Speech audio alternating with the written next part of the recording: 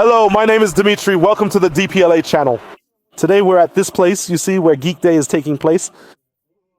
Skolkovo invited us to bring our creations. So now we'll tell you and show you what's going on here, just briefly. Let's start with our titanium hut, which the kids have really taken a liking to. Nikolai played the role here of a school bus driver, and the kids really loved it. If they don't completely wreck it, then we will consider it to have successfully passed the rigorous durability test. We're also proudly showing off our amazing car in the bathtub here. It did a little bit of drifting, which genuinely scared people a little bit, and also our fantastic super scooter. Now, Alexander is actively working with us, and we are going to commence small-scale production. Let's at least clearly show what fascinating and diverse exhibits are currently on display here. There are all sorts of electric bikes, both custom-made ones, and some that are actually manufactured in China. But so far, I haven't seen anything that really stands out and grabs your attention. Nothing that's insanely powerful, for example. Some of the designs are, well, let's say, a bit odd in places. And then there are these art cars. I have no idea what they're for or why anyone would need them. To me, this is some kind of total craziness. Well, to each their own. You have to respect other people's quirks, so to speak. Here's an enduro bike with a cool, unique suspension. And what I really like here is the technical solution. Hey, Vanya, take a look over here. Look, an 8-shaped crank arm. That's cool. An 8-shaped crank arm is a good thing. I put it together in 2 weeks. Well, that's great. Well, listen, if you really push yourself, I guess it's possible. But what about earning money and working more? 12 long hours a day in the busy workshop and then 2 more hours at night on the computer. So the question is, how is it? Is it truly okay off-road like this, really? Well, it's a lithium-ion polymer. So just like that, a person put it together in 2 weeks. And over there, the Formula Student. But that took a year. Over there, 20 people worked on the Formula Student for a year, and they say they didn't have enough time. That's funny. It was funny. This is where it was assembled. The wax was granulated, it would fall down at the bottom. It all depends. On the reason. Exactly. Exactly right. So what else do we have here? There was a mechanism implemented. For the gray diamond gate. The most expensive hearth. And you could control it. Yeah. Well, that's how everything is here. People are hanging out, relaxing, the weather is nice. There's movement, he's riding Chinese bikes. Let's go take a look at the Chinese bikes. These are such funny contraptions. Of course it's cool, but it seems to me that if you really push it on this thing, it'll fall apart before it even gets going. If you really go for it on this, in short, I don't like this kind of design. It's really quite weird and rather sketchy, to be honest with you. And here it is, the true miracle of Chinese engineering, right before your eyes. Do they have their own ideas or something? Well, what now, exactly? Well, it probably looks better than it rides. What do you mean? Than it is. Well, it is often said that is a common sentiment. No, it really rides fine.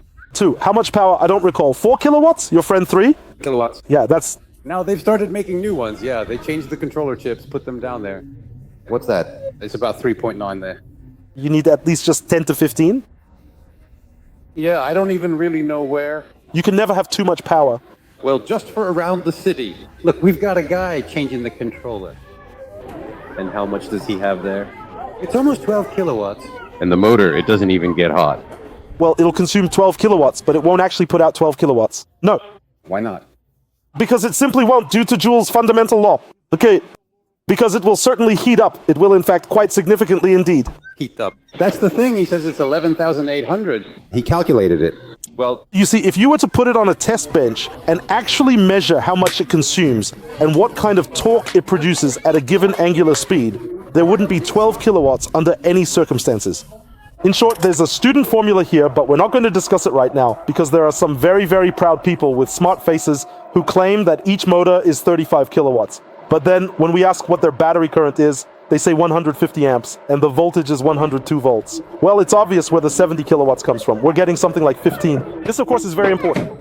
20 students worked on it over the course of a year. Now, we'll slowly come over and show you. Otherwise, they might start beating us up. Forget it. Let's not mess with them. Let's go. And most importantly, pay attention to the cradle. Igor Negoda should really be charged for this extravagant and opulent luxury, don't you think?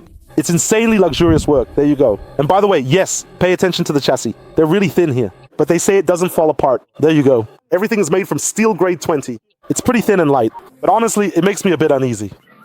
Here it is, a marvel of engineering thought. See how it's implemented here. It doesn't have a differential, just 2 motors installed. Return it, please. So, 0.647. Everything here is so thin, small, and neat. I'd love to take it for a spin, but there's nowhere to do it.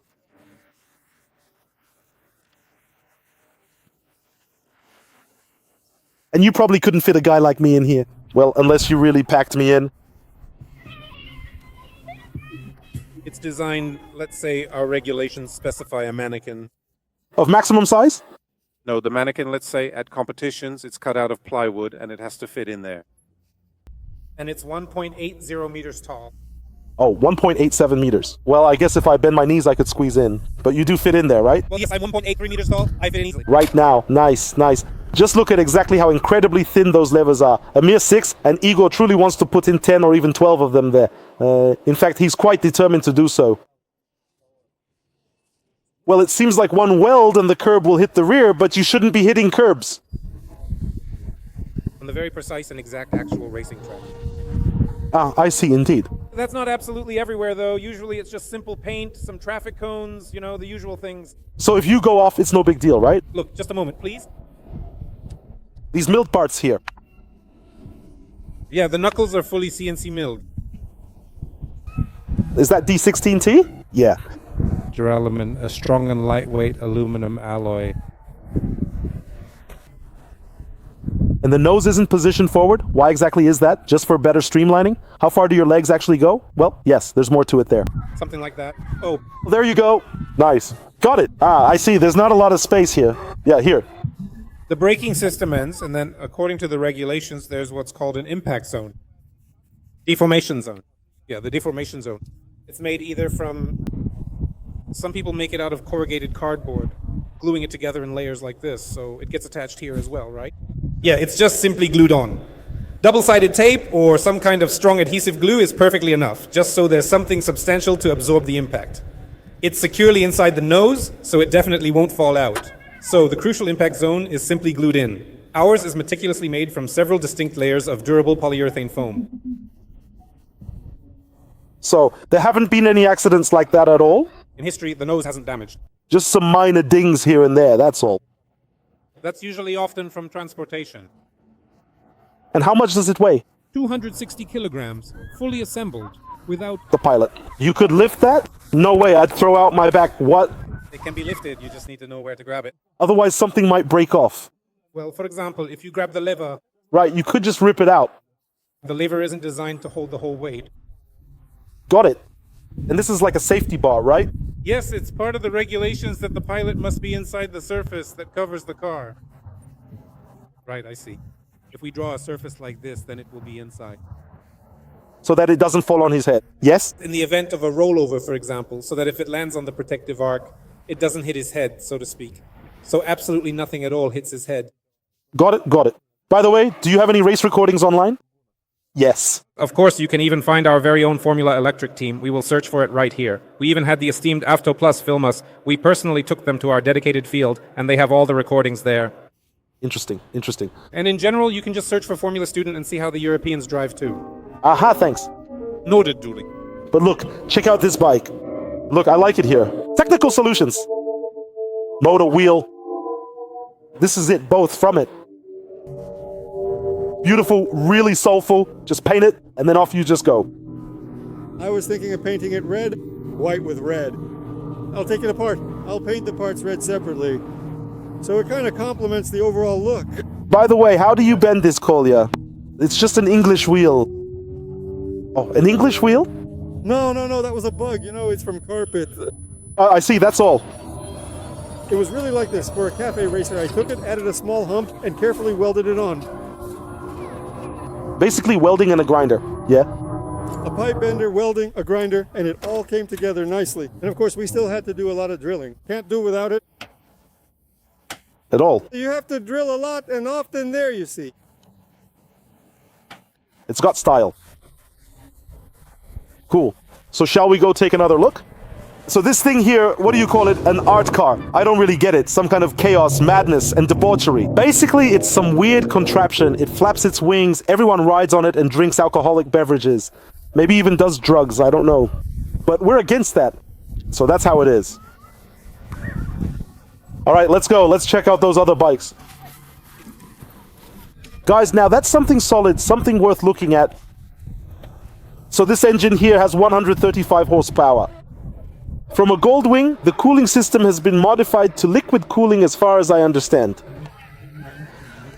It does 0 to 100 in 2.5 seconds with a different pulley. Really a beautiful thing.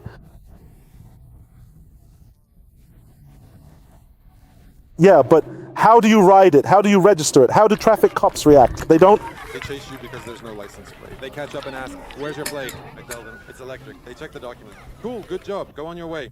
Ah, I see. You could just say it's under a kilowatt, like, what, you push it with your feet? Is this really electric or something, number one? It's still very much unclear here. Not yet at all. Still not clear.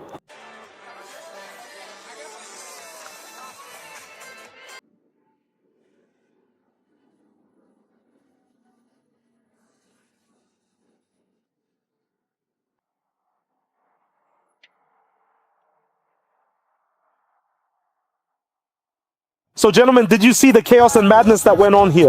Well, I more or less liked it. The main thing is the kids liked it. Our cars couldn't withstand the kids' testing. The titanium wagon had its rear gate torn off. I have no idea how they managed that. The bathtub car had its little horn ripped off. Good thing we took the keys away, otherwise it would have been a disaster. And this guy here driving around making noise, he should just stick all those speakers in his head. That would be better. Well, all the best. Subscribe to the channel and give us a like. All the best. Goodbye.